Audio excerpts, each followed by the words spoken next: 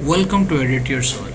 आज अपने हिदायत और रहनुमाई के लिए देखेंगे अय्यूब की किताब, उसका 30वां बाब।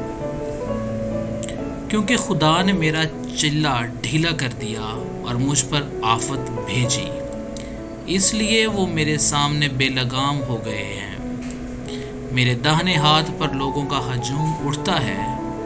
वो मेरे पाँव को एक तरफ सरका देते हैं और मेरे खिलाफ अपनी मोहलिक राहें निकालते हैं।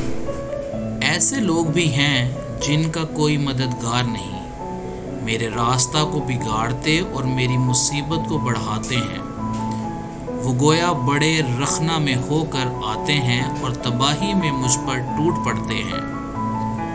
दहशत मुझ पर तारी हो गई। वो हवा की तरफ आ मेरी आबरू को उड़ाती है।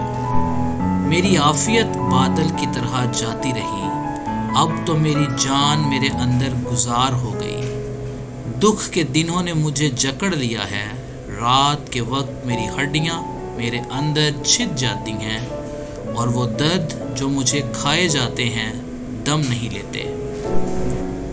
मेरे मर्ज की शिद्दत से मेरी पोशाक बदनुमा हो गई। वो मेरे पैराहन के गिरेबान की तरह मुझसे लिपटी हुई है। उसने मुझे कीचड़ में धकेल दिया है। मैं खाक और राख की मानित हो गया हूँ। मैं तुझसे फरियाद करता हूँ और तू मुझे जवाब नहीं देता।